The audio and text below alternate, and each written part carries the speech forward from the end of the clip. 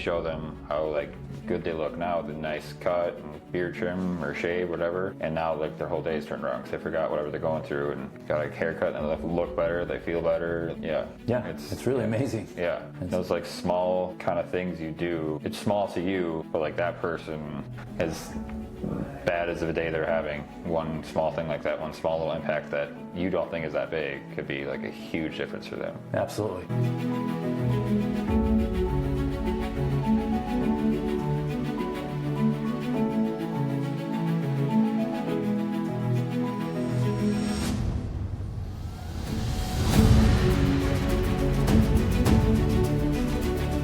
Hey everybody, welcome to Every Third Saturday podcast. Here today with Nick Williams from Shear Hope Collective. They've been doing some really cool stuff, both in the community and also in partnership with Every Third Saturday. And they even got us on Good Morning America at one point. They had a great spot on GMA, so that was very cool. So without further ado, I want to introduce Nick. And Nick, take it away. Who are you and what do you got going on? I'm Nick Williams. I'm the founder and I guess, I don't know, main guy for Shear Hope Collective. I grew up in New Hope, suburb outside Minneapolis. Been here pretty much my whole life, minus like a year in Boston. Yeah, pretty much born and raised here. Been cutting hair for like 3 years and started Shear Hope Collective probably a year into being licensed. I'm doing this officially end of this month's like a year, not even a year into it. So it's popped off pretty good. First summer was on multiple TV channels, including national news, so that was wild. Yeah, that was very wild. Yeah. And so that's very cool. So what got you into cutting hair? I never really, throughout my 20s and right after high school, I had no idea what I wanted to do and nothing that really called to me. So I was working random jobs and that kind of, most of my 20s I was working like cooking in restaurants or being a bouncer or just kind of random stuff like that. And pandemic kind of killed everything in that field. So during that I like didn't really know what to do. I have a few friends that are barbers and stuff, so I kind of talked to them and you know, they're all pretty tattooed and stuff too, so knew I wasn't getting a corporate job, so right. I kind of had to find a different avenue to work in. So yeah, I asked them, and they said it was a pretty cool industry and kind of check out some barber schools and barber shops, and yeah, kind of transitioned into that this way. So pandemic was the perfect time too, because there was nothing really going on. A lot of people weren't working. Yeah, had a lot of downtime to do it, so yeah. Sure.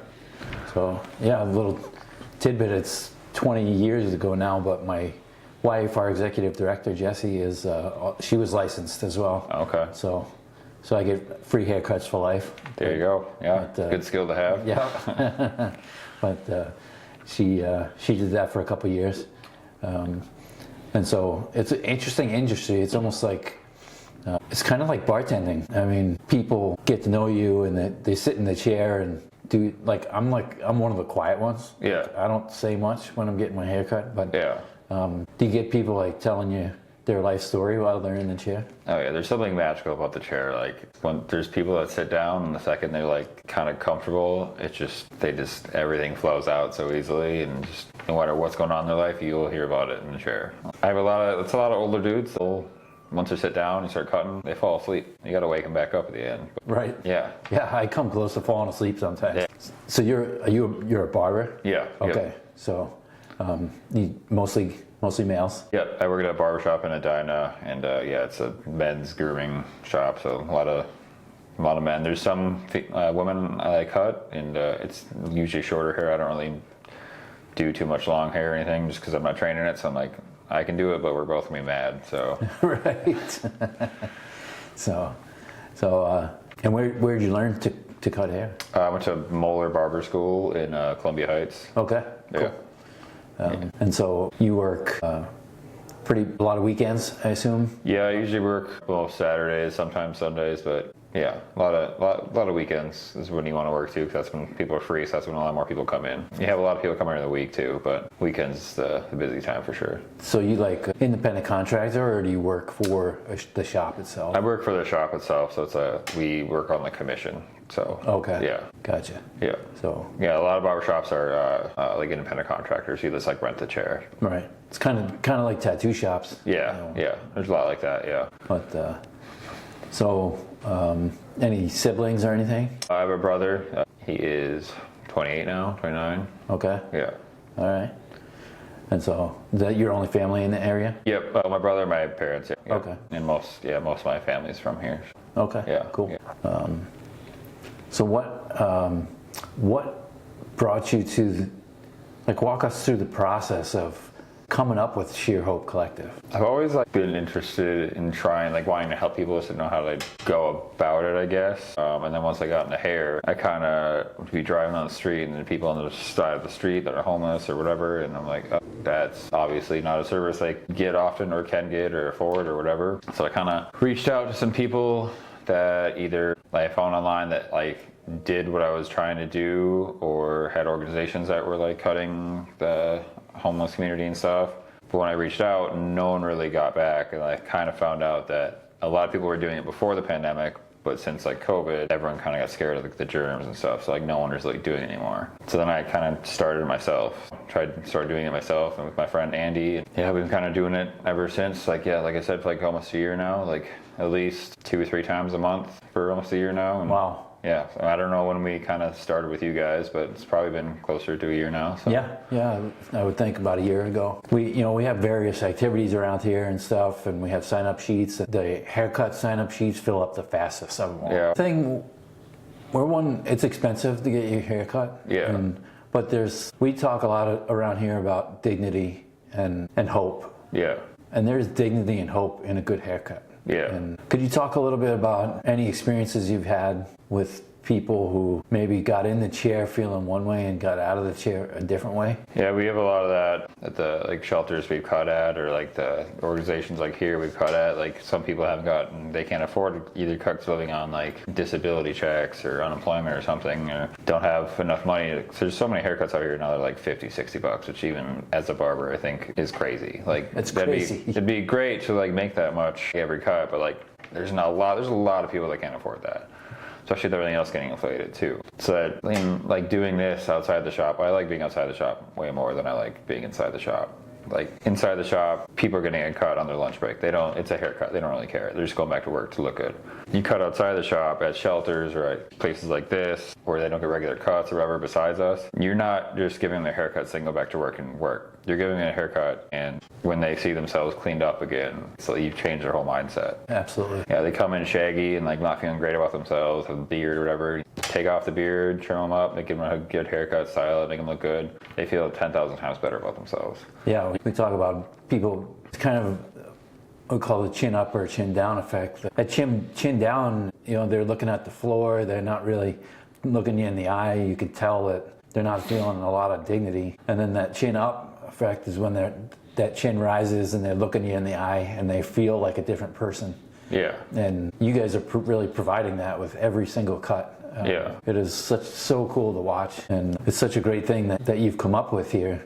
Because, like you said, at least in the veterans community, there's a couple of chains or whatever that kind of did a couple of different things, but I think you're right, that stopped with the pandemic. Yeah. And so it was basically 1 or 2 times a year at events where veterans could get haircuts, but your hair grows every day. Yeah, exactly. The way this started, we did a big cut for the homeless community downtown last year called 3,000 Acts of Kindness, which is at the convention center, and there's hair cutting's a small part of it, but they have backpacks full of supplies and food and lawyers for housing people and legal trouble, and they have all these different sections for homeless people. So I did that with my friend Andy that I started this with, and we're wow, this is cool, but they only do this once a year.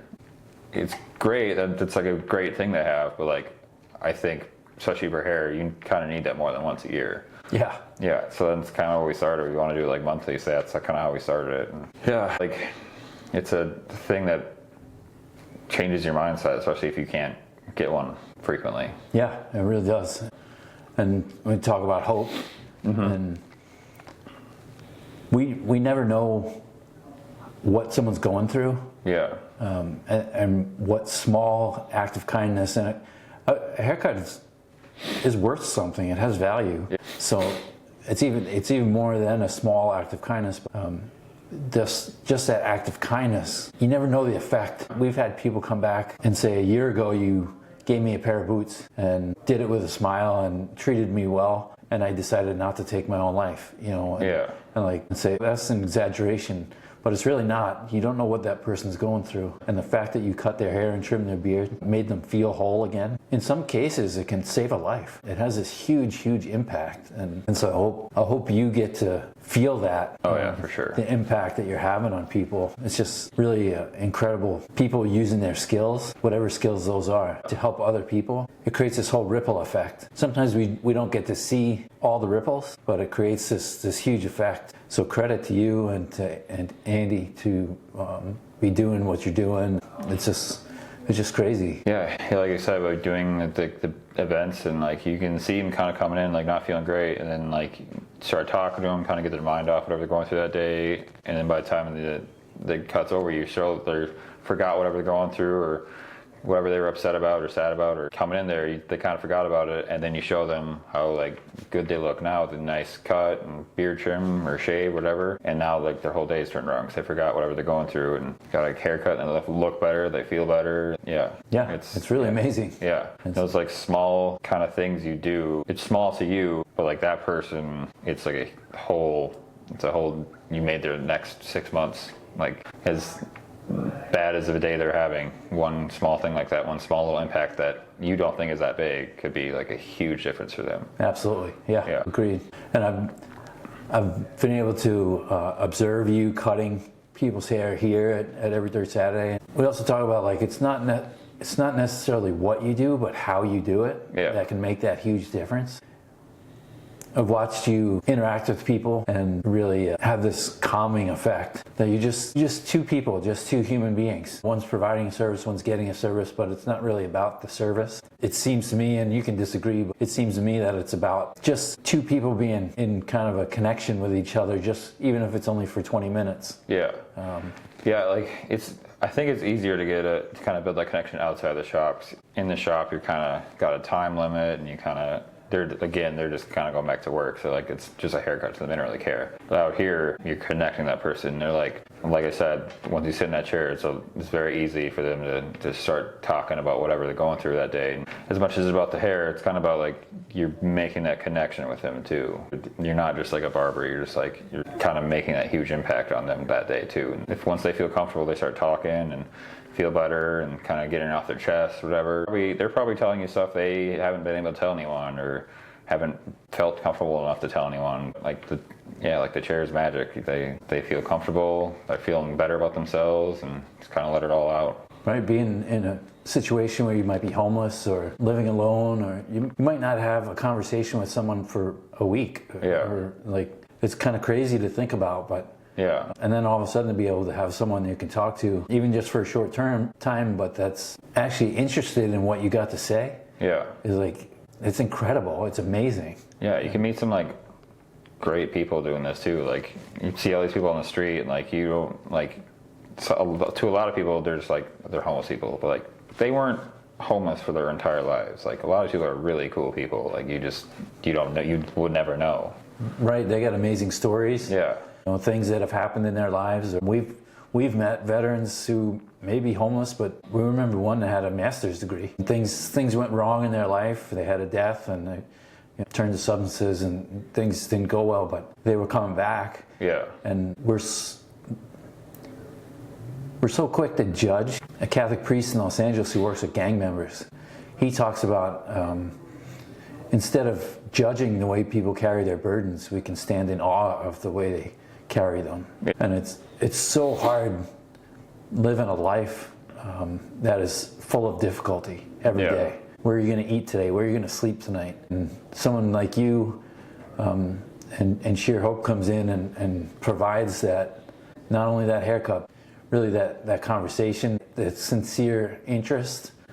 Just incredible. Yeah, a big thing I've learned from this too is like when I'm like interacting with like the homeless community and stuff, like a lot of people think they're a lot farther from homelessness than they are. A lot of these people have had a bad month and boom, they're homeless. Yep. It's not just like they're choosing this one day. Like, oh, I have a whole house and family and job. Like, nah, I'm good. Like, they didn't choose that. You're a lot closer to homelessness. One paycheck away. Yeah, like you get one bad month where you don't get paid or you get sick and you're paycheck's not there and you get fired for being sick, or the bills pile up and boom, it doesn't take that long. You're a lot closer than a lot of people realize. Absolutely. Yeah, that's true. And it's important for everyone to remember that. Yeah. That we're not so far removed from people who are homeless on the street and holding the sign on the street corner. Yeah.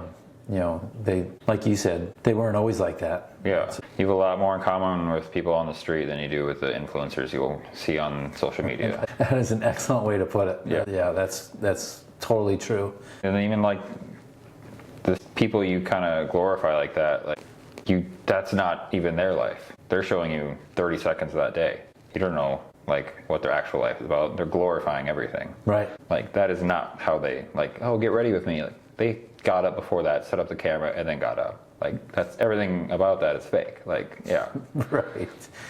No one posts the shitty stuff that happened that day. Yeah, no one. They're not going to post oh, I got in a car accident today, and I got sick, or my dog died. They're not posting the bad stuff happens in their life. Right. Yeah. No one's life is that perfect. Very true. And no one's life is that terrible. Yeah. They're an old phrase, but homelessness is an address, not an identity. Yeah.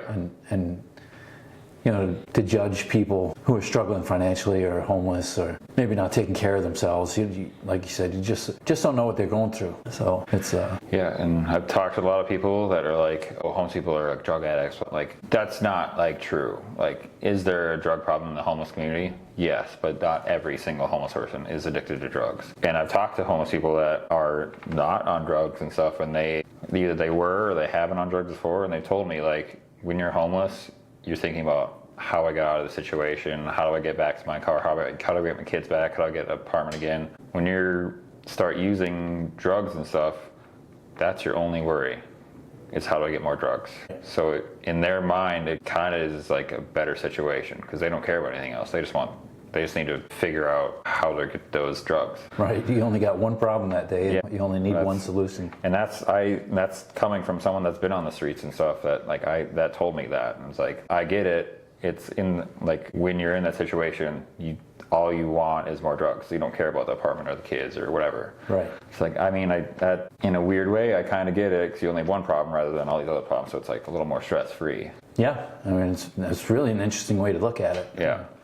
And you can sort of see why people might end up turning to drugs or drinking, or when you run out of hope. Yeah. You have very few options left. Yeah. It's either kill the pain or kill yourself. Yeah. And neither option's very pretty. Yeah. When you're down that low and have that much going on, you don't really have a lot of options. You kind of got to figure it out. Right. And a lot of people can't take that. So, I'm glad I never had to deal with that. Trying to help people that are in that situation, try to make it a little better for them. Trying to show them there's a light at the end of the tunnel. Well, you're doing that. Yeah. That haircut really can make so much difference. Even making their hour better. If I can make any kind of impact on their life, any way, make their day better, I'm going to try to do that. You're doing it. Yeah. For sure. And it starts with haircuts and stuff, but I obviously want to grow this as big as I can and help more people and have events and be able to hopefully feed them at the events I do, or have the supplies for them, or just kind of help everyone and anyone I can. So that was my next question, was what do you see in the next year or even a couple years for Shear Hope Collective? Well, right now we're working with a team of lawyers, Legal for Good. They help nonprofits kind of do the legal process, because when we're trying to get 501(c) status and starting this, I was going through Google I'll just do it myself. And, every link says to do something different, so I had no idea what I was doing. So getting help from them, we're actually I know we're doing it legally, and we're doing everything we're supposed to do for the IRS and stuff. So once we get that status, then we can start taking donations or maybe get funding, or again, I don't know how this all works, but trying to grow it bigger and bigger and get some money to get more supplies, or get some help to help people at a bigger scale and kind of grow this. Sure. And I know the feeling. We started out just helping street people, and then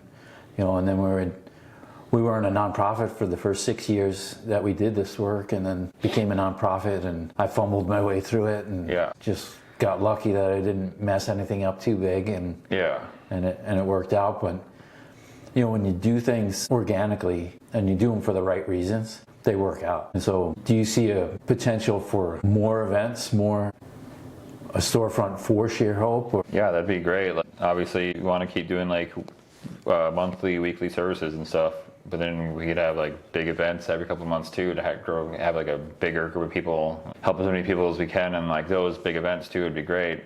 And then if we could have a storefront too on top of that, then you could have like a kind of a drop-in center where people know they can go there to get supplies and a haircut and food or whatever. It'd be pretty wild. Yeah, that's the eventual goal. I know the barber side of stuff. I don't know the legal side of stuff. So once we get the legal side kind of figured out and get our team going and get a bigger team, so we can kind of have around the clock help and get it bigger, then we'll start growing the stuff and start blowing it up more and sure, growing it as much as I can. And so how did the Good Morning America spot, how did that come about?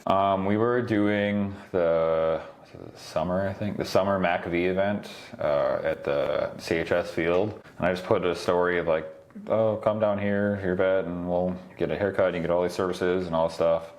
And then I got a DM from that reporter, and I saw like the blue check and the reporter for Good Morning America, and I was like, well, that's not real. And I like showed it to Andy, and I was like, is this real? Do you think this is real, or is this like some bot or something? And they like went to the page and like had a crap ton of followers, blue check, looked super legit. I was like, oh my god, okay. So like, I mean, yeah, like that was 6 months into that. I would set it up that way through DM, through Instagram and stuff. I never would have thought that would have happened. Yeah, we had one, like, I think we were on like Care 11 or something before that, but it was like just like a Sunday show, a really small Sunday show. The next one was Good Morning America, so it was like quite a big jump. So it's like, right. Oh, I don't even really know how he found us still.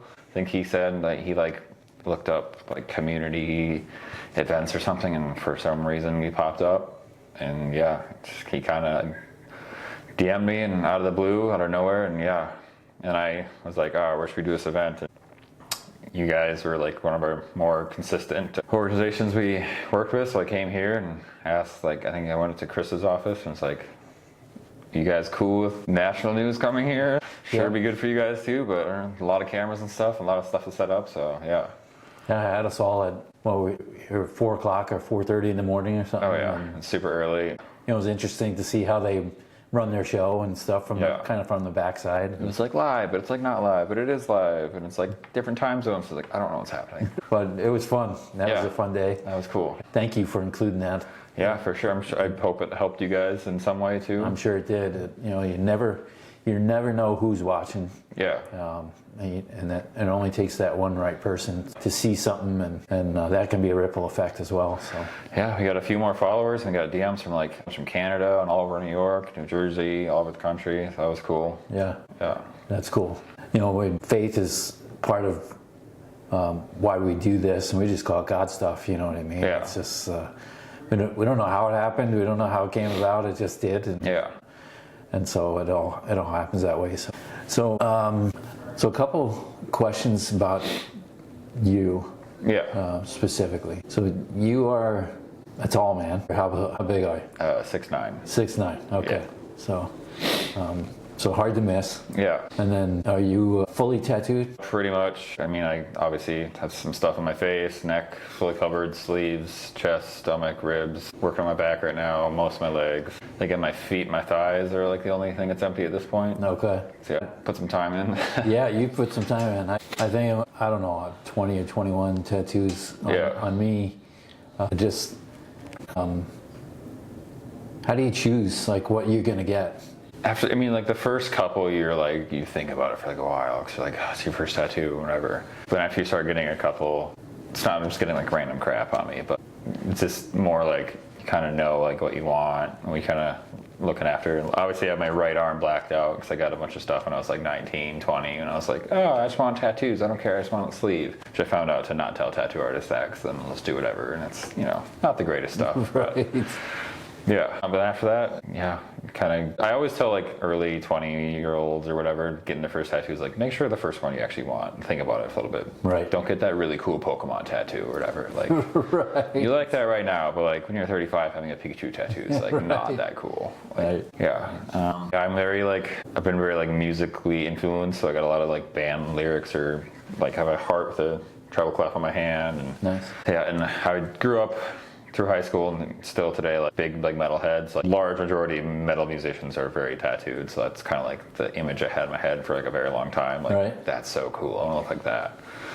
So yeah, kind of modeled myself after that, and kind of just got stuff that was cool. Like I tell people like not every tattoo has to be like so deep and have a half-hour story behind it. Like right. It's not that serious. Right. Yeah. Right. Like some stuff you just think is cool. Like, yeah. So when you made the decision to get something on your face, Yeah. how'd that come about? Did you think about that for a long time? Yeah, for a little while, yeah. It's like this one, like this, my smallest one. There's this band called Suicide Silence, and this is Mitch Lucker died when I was a senior in high school, and that's like my favorite person ever. He was like fully tattooed and stuff too, and he had that, and I was like, if I'm gonna put anything on my face, it's that. Like, yeah, that's the first one I started with. That's like my favorite person ever. The most like guy like I idolize is like the coolest person ever. Right. So yeah, I got the same tattoo as him, and like later meeting the band, they approved of it or whatever. They thought it was cool. Like, Oh, you got to meet the band? oh yeah, I met the band a couple times. Like, Nice. yeah, and they're like, yeah, it's cool. They're like the kind of iconic tribute tattoo. Sure. Yeah. And then got my one over my eyebrow. It says Sempiternal. It's an album by this band, Bring Me the Horizon. It's one of my favorite albums, obviously, but it's also. Have you ever heard of Warped Tour? Sure. Yeah, it was a big festival. They still kind of do it now, but they used to go all over the country all the time. And a lot of my memories of teenage years and early 20s is like at Warped Tour with that band playing, and so a lot of memories with like that album specifically and stuff. So I got that. Then on the right side of my face, I have a dagger going through a heart, and I got that being a sad boy after a breakup. Gotcha. Yeah, I was like, never again. And then like 2 months later, I met my girlfriend now that I've been with for 3.5 years. So. Okay. And is she tattooed as well? Yeah, she's pretty heavily tattooed. Yeah. She's a tattoo artist. Oh, is that right? Yeah, makes more sense for her to be So tattooed. do you get free work? A little bit, yeah. Yeah? I wish I was getting tattooed as much as people think I do. I don't really pay her either at all or that much. I'm not very high on her list of priorities to tattoo. She wants to tattoo people she's getting paid from. So like every once in a while she'll tattoo me, but it's not like whenever I want. Like I don't get to skip the line. And like when she tattoos all day, the last thing she wants to do is like tattoo more. Yeah, I can imagine. And so, which one hurt the most? Ribs. Ribs are the worst. See, I don't have my ribs done. It's not. So far, the calf. Calf is a weird, I didn't think it would hurt, but it's not great. The calf is the one that got me. Yeah. Yeah, I'll be like out or whatever and tell my friends like, oh, the ribs hurt the most. And then every time I've had someone like rebuttal that, it's like some dude or some chick that has like the smallest little word on the ribs, like, oh, ribs didn't hurt at all. I'm like, you have a 20-minute tattoo. I spent 8 hours on my ribs. Like, Right. So that's my arms are done, my legs are done up to the knees. I got my thighs to do, but then it's the chest and the back. So so I'm not looking forward to the ribs because it seems pretty unanimous that sucks. Ribs aren't great. Yeah, it's just no meat. It's just straight bone. So, yeah, it's not the great feeling. I mean, I've even tried doing a numbing cream, but like even that. Have you tried that? Yeah, I only use it very minimally. And a lot of tattooers don't like it because it like makes the skin really weird. Yeah, I bet. It's kind of harder for them to work on it, but even on ribs it didn't work. It's such a rough spot. You just kind of got to sit there and take it. So do you go to the tattoo festival? Yeah, it's actually this weekend. We're going to be out of town, so we're not going to be able to make it. But. Yeah, I love that place. Like obviously a bunch of people look like me, so it's like very comfortable for me to be there, and no one's staring and stuff. So yeah, just walk around, hang out. I have a bunch of tattoo artist friends, so I hang out with them all day and walk around, see a bunch of art and a bunch of like it's obviously tattoo artists tattooing and stuff. But there's a lot of people that are up like selling art there, like drawings, paintings, stuff like that too. It's very like an art fest too. So yeah. Have you paid attention to any of the new stuff in tattooing, like the embroidery look or the 3D? Yeah, that's something my friends are talking about because I've a bunch of friends that are like tattooed like me, and like from 10 years ago getting tattooed to now, we're all like mad that we're so covered now. Like there was like really good people 10 years ago, like the level of talent and like the styles that just blew up in the last 10 years. You Crazy. just like yeah, you see this new artist, like, ah, oh, damn it, I wish I would have waited and getting tattooed by him. He's so cool. I know the colors and yeah, it's pretty wild. Talent is like, how do you even think of doing that? Like, I know. Yeah, it's crazy. I can't think of anything that I really want to look like that necessarily. I'm kind of a traditionalist, but at the same time, I can see why people would go for it. It's just so unique, and you wouldn't think like tattoos is such a traditional art. You wouldn't think it would be like technologically advancing the way it is. Yeah, it's just like everything else, I guess. I'm just so surprised that there's been evolution in tattoos. Oh yeah, it's insane. Like the level of talent and like the different styles and to like the machines and stuff now. Like when I first started getting tattooed, they had these like coil machines that had long wires and super loud, sound like a Harley. And right now they have these little pens that are silent. You can't even tell they're on. I know. Last time I got tattooed, I almost missed it. Like, where's the sound, man? Yeah. That's part of the experience. Yeah, it's like the loud. It used to sound so scary getting tattooed. Right. But now I can't tell if they're doing it or not. Like. So did the blackout hurt? Wasn't great. Yeah, it's like you've seen a tattoo nail, like the shading, it's like pretty wide. Yeah. For the blackouts, there's like a really wide one. Really? They're just coloring you in. Yeah. That's crazy. Yeah.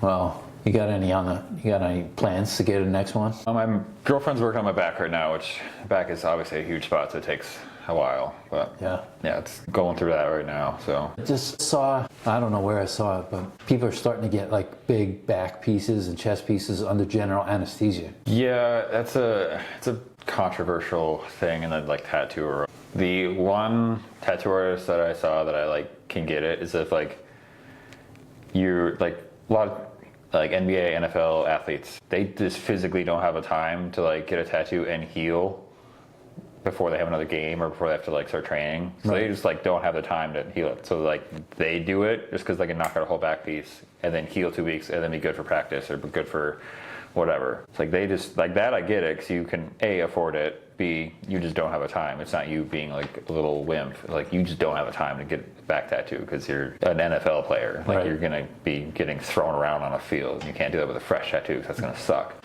But like if you're just like a normal person, like I feel like the pain is kind of like part of the experience. Absolutely. Yeah. It is. Yeah, you're getting put out for an arm sleep. Come on, man. Right. I know. It shouldn't count. But then like people see those videos, it's like, oh, it takes all the pain away. Like, you know, he's not unconscious for 2 weeks healing, right? That's gonna suck the second he wakes up. That's right. Like you're not gonna wake up and be like, I feel great. Like your entire back or whatever you just did is a giant open wound that still has to heal for like at least 2 weeks. And the artists that I've been going to for years, he'll only do 3-hour blocks. Yeah. He won't do anymore. He says, his quality goes down after 3 hours. Yeah. I don't know how an artist works on someone under general for 8 hours. It's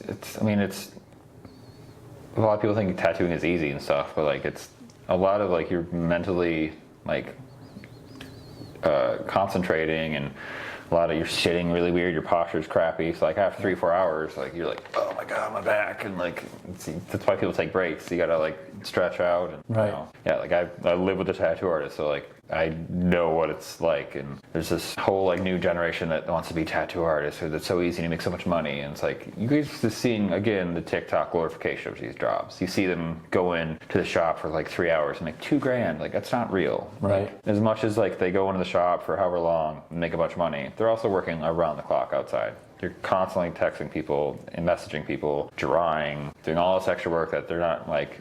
You're technically not working, but like you are. You're not just because you're not tattooing doesn't mean you're not working. Like my girlfriend's always messaging people, always drawing, all this stuff. It's not like you just clock in, do a tattoo, make a crap ton of money, and leave. Right. Oh, interesting industry, kind of like haircutting. That's why, that's what I tell my girlfriend too. Like, at least my job, when I'm done, I'm done. Like, I don't have to go home and like draw a haircut or anything. Once I'm done with the shop, I'm done. Let's go chill. So Shear Hope is this just you and Andy, right?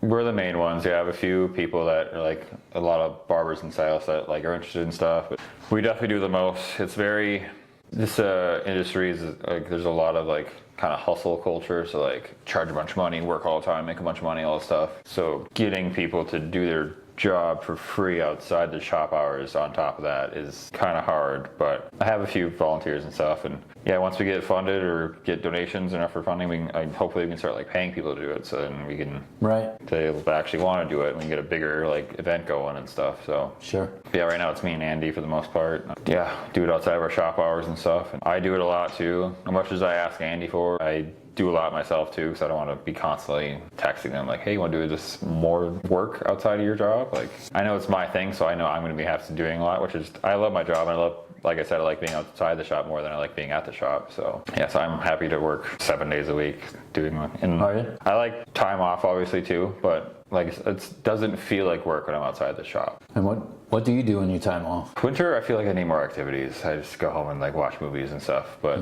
like summer, like hang out with my friends, movies, concerts, be outside, hike as much as I can, like traveling. Yeah, just kind of being out doing stuff. And yeah, winter, I feel like I need to come up with more activities to do and stuff. January is the worst. It's all like February. Yeah, it's all like cute and Christmassy, you know, the Christmas markets and stuff are up, and then January 2nd, it's like, okay, well, there's nothing to do for 2.5 months. It's just cold, frozen, gray. I know today we got like slush and yeah, it's so slushy out right now. Just a big mess. Yeah, I think there was supposed to be an ice storm last night. Like that's the worst. Yeah, when it's raining, you're like, oh, freezing rain freeze. is like the worst. Yeah. At least make it snow if we got to live with the cold. Yeah. Driving in snow is fine. Driving in a highway that's an ice rink sucks. Yeah, that's for sure. No amount of experience can help, you know, once you lose it on a rain-slicked highway. It doesn't matter how big your truck is. You know, it doesn't matter on black ice. Anything else you could think of about Shear Hope or about yourself, or anything that you'd like people to know, or how they can help you? Like I said, yeah, volunteers are kind of hard to get. It's, again, like I make your money. It's great.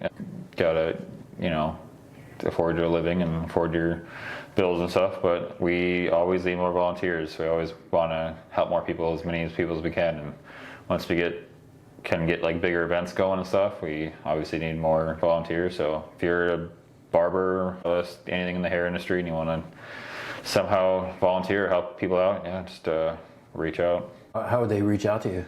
We have a Facebook, Instagram, and email, shearhopecollective@gmail.com. But yeah, I personally have I'm the one answering everything, so I'll see it too. So okay, well, very cool. Well, thank you. If you want to support Nick and Shear Hope Collective, then reach out to him through Facebook and Instagram, or his email address. And then if you want more information on Every Third Saturday, we're at everythirdsaturday.org. That's all spelled out.